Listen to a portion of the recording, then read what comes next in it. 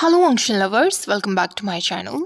आज आपके साथ एक नया फैन फिक्शन शेयर करने वाली हूँ जिसमें आप एक डांसर वयिंग को देखोगे जिसे गुसु प्रिंस लंगवांगजी को जान से मारने का मिशन दिया गया है। एक्चुअली ये फैन फिक्शन मैंने कल ही पढ़ा था और इसकी स्टोरी लाइन इतनी ज़्यादा मुझे इंटरेस्टिंग सी लगी कि मुझे लगा शायद इसको पहले शेयर कर देना चाहिए। ये चैप्टर्स भी इसमें 6 हैं और ये कम्प्लीटेड भी है। इसे स्टार्ट करने से पहले 2 क्वेश्चंस के जवाब मैं दे देती हूँ। अभी भी काफ़ी लोग मुझे कमेंट कर रहे हैं कि आपने किंगफिशर फेदर्स कंप्लीट क्यों नहीं किया। हालांकि मैं कई बार बता चुकी हूँ कि ऑथर ने ही उसका अभी नया चैप्टर रिलीज़ नहीं किया है। उन्होंने एक ही चैप्टर रिलीज़ किया था, उसके बाद फिर से उन्होंने बीच में छोड़ दिया है। या तो उन्होंने ये फ़ैन फिक्शन ही छोड़ दिया है या वो काफ़ी लेट अपडेट कर रही हैं। तो जब तक फ़ैन फिक्शन कंप्लीट नहीं हो जाएगा पूरा, उसको शेयर करने से कोई फ़ायदा ही नहीं होगा। सेम सिचुएशन स्टंट स्टार्विंग वाले फैन फिक्शन के साथ है। उसको भी ऑथर अभी आगे अपडेट कर रही हैं। बीच में मुझे इसलिए ड्रॉप करना पड़ा क्योंकि उसके इतने सारे पार्ट्स बन गए थे और रेटिंग कम पे कम होती जा रही थी। ना तो लाइक्स आ रहे थे ना ही व्यूज़ आ रहे थे। तो चैनल की सिचुएशन को संभालने के लिए फ़िलहाल मैंने उसे थोड़ा सा ब्रेक दे दिया है। लेकिन जैसे ही वो फैन फिक्शन भी कंप्लीट हो जाता है, मैं उसकी पूरी स्टोरी को शॉर्ट में आप लोगों को सुना दूंगी, जिससे वो कंप्लीट भी हो जाएगा। आज के फैन फिक्शन की स्टोरी लाइन कुछ इस तरीके से है कि प्रिंस लंगवांगजी को एक मिशन दिया गया है, एक डेविलिश और अनरूली डांसर को इन्वेस्टिगेट करने का, जिसने टाउन में हर किसी का दिल जीत लिया है। दूसरी तरफ विभूषण, एक मिस्टीरियस डांसर, जिसे मिशन दिया गया है कि उसे प्रिंस लंगवांगजी को सीड्यूस करना है, फिर उनकी जान लेनी है।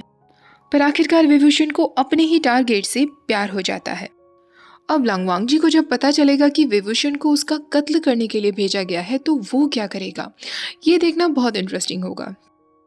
तो स्टोरी लाइन मुझे तो बहुत अच्छी लगी थी। आज मैं इसका पार्ट 1 शेयर करने वाली हूँ। जैसा भी लगे आपको कमेंट्स में मुझे ज़रूर बताना और वीडियो को लाइक ज़रूर करना। ओके, तो अब ज़्यादा देर ना करते हुए पार्ट 1 शुरू करते हैं। क्लाउड रेसेस में गर्मी का मौसम ख़त्म हो चुका था और ठंड आ चुकी थी। विभूषण क्लाउड रेसेस में सही टाउन आया हुआ था। चलते चलते वो बहुत ज़्यादा थक गया था। अपने पैर धोने के लिए वो एक नदी किनारे बैठा हुआ था और लोक्वार्ड्स छीलकर उन्हें खा रहा था। वहीं पास ही में कुछ फिशरमैन भी थे जो आपस में बातें कर रहे थे। वयिंग को वहां देखकर कहते हैं, यंग मैन, तुम यहाँ कितने समय के लिए आए हो? तुम नए मालूम होते हो। तुम वैसे बहुत ही अच्छे समय पर आए हो। सही टाउन में मिड ऑटम फेस्टिवल होने वाला है। ये हमारे टाउन की उन रेयर ओकेजन्स में से एक ओकेजन है जिस दिन हमें प्रिंस और किंग देखने को मिलते हैं। विभूषण अपने लोकवर्ड्स खाते हुए कहता है, हाँ मैंने सुना तो था, पर इसमें ऐसा क्या स्पेशल है? और वो दोनों बाकी दिन बाहर क्यों नहीं आते? क्या वो सेक्लूजन में रहते हैं? हालांकि वयिंग को ऑलरेडी सारी जानकारी थी, क्योंकि सही टाउन आने से पहले उसे ट्विन जेट्स के बारे में सारी इन्फॉर्मेशन दी गई थी। वो फिशरमैन वयिंग से कहता है, ऐसा नहीं है कि वो दोनों सेक्लूजन में रहते हैं, पर किंग अक्सर चिंगे जाते रहते हैं या फिर लैंडलिंग जाते रहते हैं। वो अक्सर पॉलिटिकल इश्यूज में बिजी रहते हैं। दूसरी तरफ हंगुन जुन है, वो तभी बाहर आते हैं जब कुछ क्राइम हुआ हो या किसी को कोई परेशानी हो। पर सही टाउन एक पीसफुल टाउन है, तो यहाँ ऐसा ज़्यादा कुछ नहीं होता। वयिंग सोचने लगता है, ये तो फैंटास्टिक है। कोई भी परेशानी अगर मैं खड़ी करूँगा तो वो सही टाउन की एक हॉट न्यूज़ बन जाएगी। वो फिशरमैन कंटिन्यू करते हुए कहता है, हर साल हमारे टाउन में एक मिड ऑटम फेस्टिवल होता है, जिसमें ब्लेसिंग्स के लिए एक रिचुअल होती है, जिसे खुद किंग जेवुजुन आकर पूरी करते हैं। वयिंग कहता है, ऐसा है क्या? पर तुम्हें ये सारी बातें ओल्ड फैशन नहीं लगती? ये रिचुअल वगैरह क्या सच में वर्क करती हैं? वो फिशरमैन हंसते हुए कहता है, किसे पता, पर तुम्हें सच कहूँ तो सिर्फ इतनी सी बात नहीं है। प्रिंस और किंग के फेस को देखना ही एक बहुत बड़ी ब्लेसिंग है। उन दोनों की beauty out of the world है। मेरी वाइफ मुझसे कहती है कि उसे इन रिचुअल्स से कोई फ़र्क नहीं पड़ता, वो तो बस ट्विन जेट्स की तरफ देखना चाहती है। पर मैं उसे ब्लेम भी नहीं कर सकता, क्योंकि वो दोनों हैं ही इतने ज़्यादा ब्यूटीफुल। वो सारे फिशरमैन आपस में हंसने लगते हैं। वयिंग सोचने लगता है, बहुत स्ट्रेंज है कि ये लोग अपने किंग से इतने ज़्यादा खुश हैं, क्योंकि वयिंग को बताया गया था लैन शिचेन, जिसका टाइटल जेवुजुन है, वो एक दोगला इंसान है जो लोगों को तो बहुत काइंड बनकर दिखाता है, पर वो सीक्रेटली बहुत लालची है और सिर्फ अपने बारे में सोचता है। सेम ऐसा ही कुछ उसके छोटे भाई यानी कि प्रिंस लंगवांगजी के बारे में भी वयिंग को बताया गया था, और ये सब कुछ उसे बताने वाला वैन एम्परर था।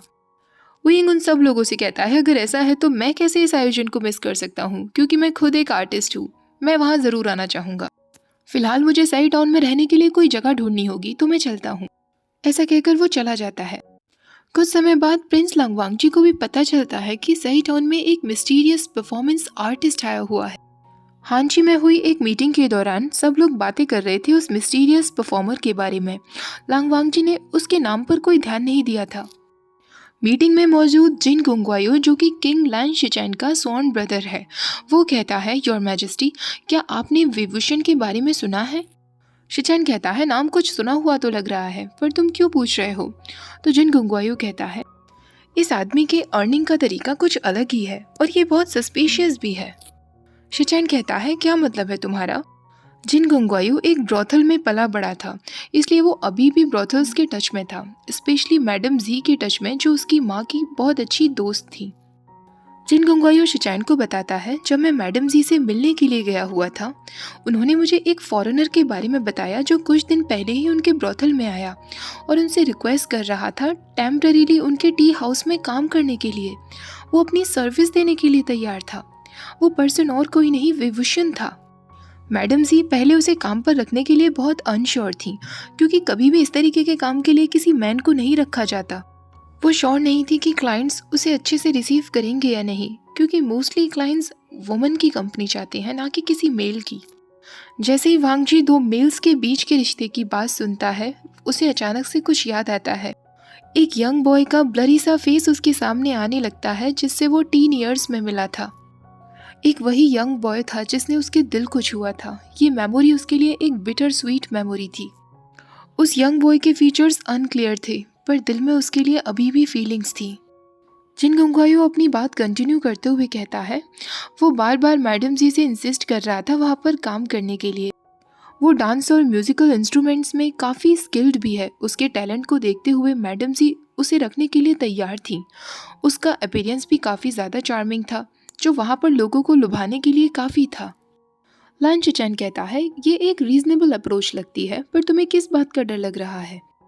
बस तुम्हें इसी बात से शक है कि वो एक मेल है और ब्रोथल में काम कर रहा है? जिन गुंगवायो कहता है, नहीं, एक और बात है जो मुझे परेशान कर रही है। मैडम जी ने बताया कि जब से विभूषण ने वहाँ परफॉर्मेंस दिखानी शुरू की है, कस्टमर्स अपना इंटरेस्ट ही खोते जा रहे हैं किसी भी वुमन में। इवन वहाँ की प्रोफेशनल लेडीज भी अपनी ट्रिक्स और चार्म्स भूल गई हैं, जैसे विभूषण ने उन पर कोई जादू टोना कर दिया हो। मैडम जी भी अक्सर विभूषण की ही तारीफ करती रहती हैं। ये सुनकर लैन शिचैन और लांगवांगजी दोनों को ही थोड़ा सा अजीब लगता है। शिचैन कहता है, आयाओ, तुम्हारा सस्पिशियस होना बिल्कुल जायज़ है। हमें इन्वेस्टिगेशन शुरू करनी चाहिए। अगर हम गलत निकले तो कोई बात नहीं, पर कम से कम हमें पता तो लगाना चाहिए। तुम्हारा क्या कहना है वांगजी? वांगजी इस बात पर सिर्फ कहता है। शिचैन मुस्कुराते हुए कहता है, फिर इसका इंचार्ज मैं तुम्हें ही बनाता हूँ। जिन गुंगवायो भी अग्री करते हुए कहता है, हाँ बिल्कुल, लांगवांगजी इस काम के लिए परफेक्ट है, क्योंकि ब्रोथल जैसे एनवायरनमेंट में जो खुद पर सबसे ज़्यादा सेल्फ कंट्रोल रख सकता है वो हंगुनजुन के अलावा और कोई नहीं। उस रात वांगजी अपने चैम्बर्स में वापस जाकर उस मिस्टीरियस डांसर के लिए एक इनविटेशन लेटर लिखता है, जो वो जिन गुंगवायो को भेजता है। अगले दिन मैडम जी विभूषण के रूम पर जाती हैं और दरवाज़ा खटखटाती हैं। जब से वो यंग ब्रोथल पहुंचा था, मैडम जी और वहाँ की सारी लेडीज़ उसे बहुत पसंद करने लगी थी, क्योंकि उसकी पर्सनालिटी काफ़ी चेयरफुल और इजी गोइंग थी। अपने टैलेंट से वो सबको कंफर्टेबल भी फील कराता था। विभूषण का पालन पोषण नाइटलेस सिटी में हुआ था। वो एम्परर वैन के फेवरेट लोगों में से आता था। यही रीज़न था जो वहाँ उसे ज़्यादा कोई पसंद नहीं करता था। विभूषण को वैसे तो नाइटलेस सिटी में सब कुछ मिला था, पर फिर भी उसे लगता था कि उसकी लाइफ में किसी चीज़ की तो कमी है। मैडम जी की आवाज़ पर विभूषण जागता है, दरवाज़ा खोलता है और उनसे पूछता है, क्या हुआ आंटी, इतनी सुबह सुबह आप मेरे रूम पर क्या कर रही हैं? मैडम जी उससे कहती हैं, तुम्हारे लिए एक लेटर आया है, वो भी पैलेस से। मुझे पता ही था कि मैंग्याओ ने तुम्हारे बारे में किंग को सब कुछ बता दिया होगा। ये ज़रूर इनविटेशन लेटर होगा। विंग की आंखें एकदम ब्राइट हो जाती हैं, क्योंकि इसी का तो वो इंतज़ार कर रहा था। वो तुरंत मैडम जी के हाथों से वो लेटर ले लेता है और उनसे कहता है, thank you so much aunty. उनके जाने के बाद वो तुरंत उस लेटर को खोलता है, जिसमें लिखा हुआ था, विभूषण, तुम्हारी यूनिक स्किल्स के बारे में पैलेस में काफ़ी तारीफ सुनी है। बहुत खुशी होगी अगर तुम पैलेस में आकर एक परफॉर्मेंस दोगे। अगर तुम अग्री करते हो तो तुम्हारे लिए कल एक कैरेज भेज दिया जाएगा। एंड ऑफ कोर्स अगर तुम नहीं चाहते तो रिजेक्ट भी कर सकते हो। लांगवांगजी, the Prince of Gusu. Wing जैसे ही वो नाम पढ़ता है उसके फेस पर एक अलग ही मुस्कुराहट आ जाती है, और जैसा कि लेटर में लिखा हुआ था अगले दिन उसके लिए कैरेज पहुंच जाता है। विंग को एक रूम में लाया गया था जहां रेड कर्टेन्स डले हुए थे, डिम लाइट जली हुई थी। वो ऐसा रूम था जो स्पेशली प्रिंस के गेस्ट के लिए बनाया गया था। वहाँ टोटल प्राइवेसी थी। वांगजी जैसे ही वहाँ एंटर करता है वो विंग को देखता ही रह जाता है। विंग का स्लेंडर फिगर जिस पर इंटीमेट डिम लाइट गिर रही थी, उसकी नेक और रिस्ट हैवी लग्जूरियस ज्वेलरी से भरी हुई थी। जितनी बॉडी रिवील हो रही थी वहाँ पर शिमर था। विंग एक गॉडेस की तरह दिख रहा था और वांगजी को अपनी आंखों में एक अजीब सा हंगर फील हो रहा था। कुछ टाइम तक वो दोनों एक दूसरे को देखते ही रहते हैं और कुछ नहीं कहते। उसके बाद विंग रेस्पेक्टफुली वांगजी के सामने अपना सिर झुकाता है और फाइनली वो अपना म्यूजिक बजाना शुरू कर देता है।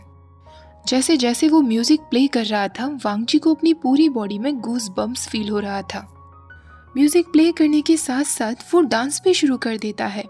जैसे जैसे उसके कदम जमीन पर पड़ रहे थे, जिस तरह वो बाउंस कर रहा था, उसकी सिल्क गाउन लोटस के फ्लावर की जैसी दिख रही थी। डांस करते करते विंग अचानक से वांगजी के बहुत नजदीक आ जाता है। वो उसके चारों ओर सर्कल में डांस करने लगता है। उसकी सिल्की गाउन वांगजी के चीक्स पर टच हो रही थी। वांगजी के मन में सडनली काफी सारी फीलिंग्स अचानक आ रही थी। विंग उसे बहुत इनवाइटिंग लग रहा था।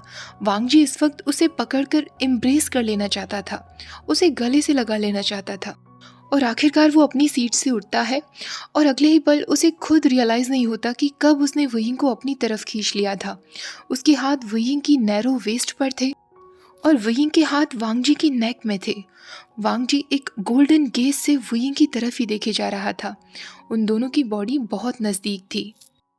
अचानक से उस चैम्बर में जली हुई एक परफ्यूम्ड स्मोक की वजह से विंग की कोरियोग्राफी इंटरप्ट हो जाती है। वांगजी भी तुरंत विंग को छोड़ देता है, जैसे विंग को टच करने से उसकी पूरी बॉडी में आग लग चुकी हो, और वो तुरंत विंग से कहता है शेमलेस।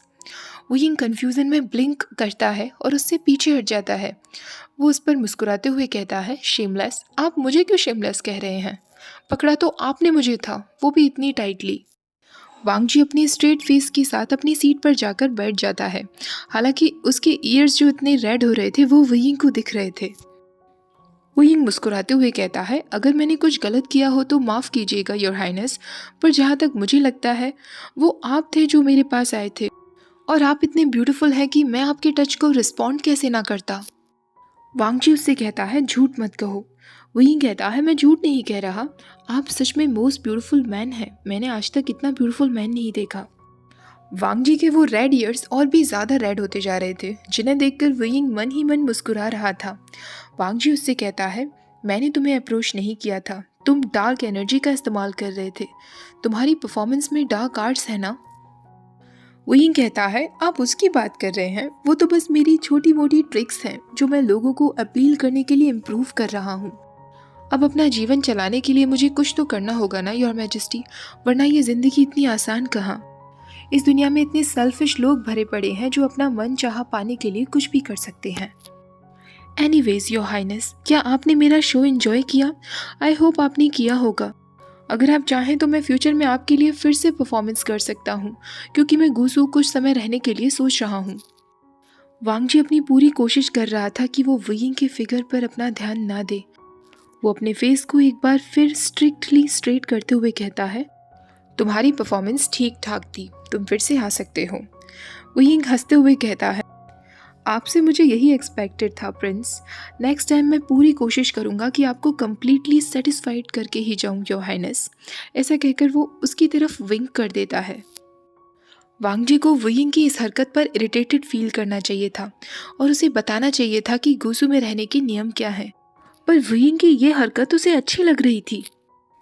विंग जब वापस अपने टी हाउस पहुंचता है तो वो बुरी तरह थक जाता है और अपने बेड पर लेट जाता है।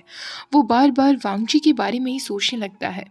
वो खुद से कहता है, तो ये था प्रिंस। जैसा कि मैंने सुना था ये सच में बहुत ही प्राउड और एरोगेंट लग रहा था। हालांकि विंग के दिमाग से वांगजी की वो गुस्से में उबलती हुई गोल्डन आइज निकल ही नहीं रही थी। विंग को लग रहा था कि प्रिंस को अपनी बातों में लाना इतना भी आसान नहीं है। उसे इस मेथड को थोड़ा और आगे पुश करना होगा और वांग जी को सिड्यूस करना होगा।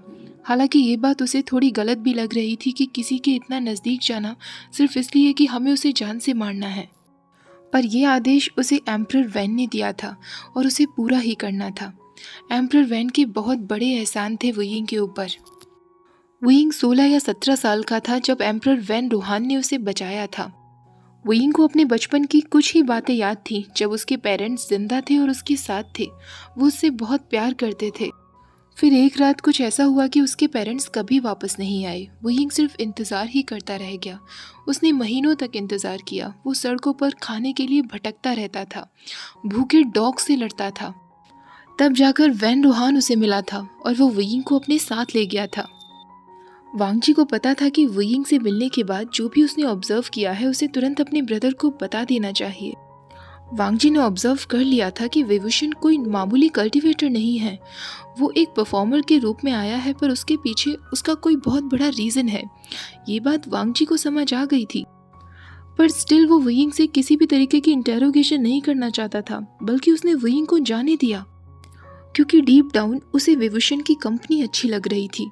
और वुयिंग के वर्ड्स अभी भी उसके दिमाग में घूम रहे थे जब उसने कहा था कि नेक्स्ट टाइम मैं आपको कम्प्लीटली सेटिस्फाइड करूंगा योर हाइनेस। वो इस मिशन को और भी आगे तक ले जाना चाहता था। ओके गाइस, आज के इस फैन फिक्शन का पार्ट 1 ख़त्म करते हैं। सॉरी मैंने आप लोगों को फैन फिक्शन का नाम तो बताया ही नहीं। फैन फिक्शन का नाम है us against the setting sun and the fan fiction is written by ईडल वेजन। फैन फिक्शन का लिंक आपको डिस्क्रिप्शन बॉक्स में मिल जाएगा। और बाकी दोनों फैन फिक्शन जो मैंने आपको बोले थे मैं उन्हें भी शेयर करूँगी, तो आप लोग ये मत सोचना कि उन्हें शेयर नहीं किया है। इसे ख़त्म हो जाने के बाद मैं उन दोनों को भी शेयर कर दूँगी। आज का पार्ट अच्छा लगा हो तो प्लीज़ वीडियो को लाइक, शेयर और चैनल को सब्सक्राइब करना मत भूलिएगा। Thank you for watching. Bye bye.